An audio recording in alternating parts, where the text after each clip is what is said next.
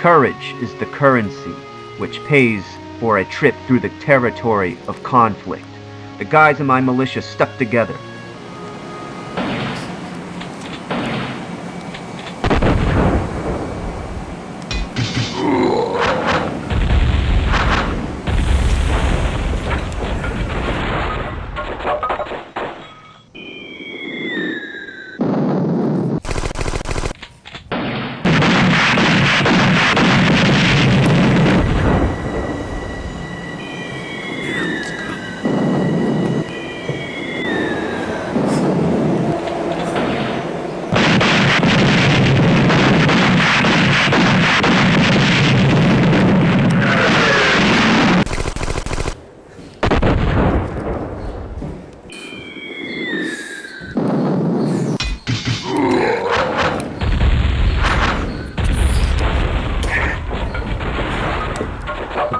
Calvin even apologized for his behavior during the early days and professed to me that he wanted to stay with the militia until we were able to rid the world of types like Henry Faja.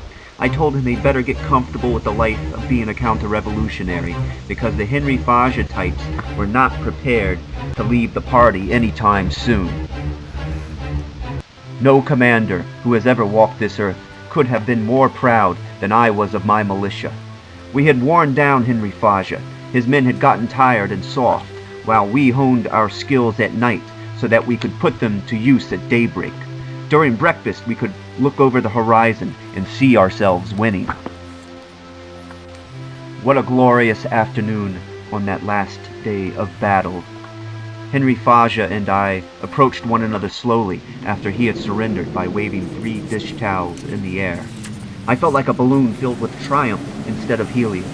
I bet you we could have floated away if we wanted to.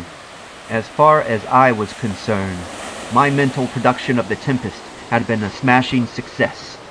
I was planning to do more plays in the future. Like the crashing of waves, I could hear applause in the distance. It could soothe me to sleep.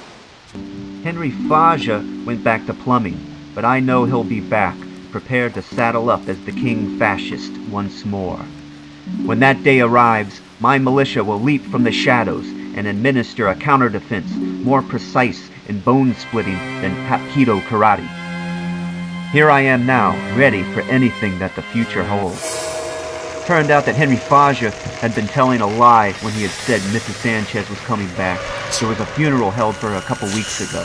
Faja had seen it in the papers, so I guess he was lying about my dad and his secret child as well. Maybe I'll find out the truth later.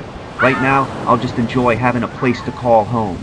In my own way, I'm able to cause tremendous storms that, in the end, make this island, this world, sharper, wiser, and fit for tomorrow.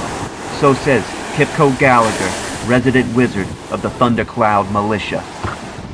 Epilogue, spoken by Prospero. Now my charms are all overthrown, and what strength I have is mine own, which is most faint. Now 'tis true I must be here confined by you, or sent to Naples. Let me not, since I have dukedom got, and pardon the deceiver, dwell in this bare island by your spell, but release me from my bands, with the help of your good hands. Gentle breath of yours my sails must fill, or else my project fails, which was to please. Now I want spirits to enforce, art to enchant, and my ending is despair, unless I be relieved by prayer, which pierces so that it assaults mercy itself and frees all faults. As you from crimes would pardon be, let your indulgence set me free.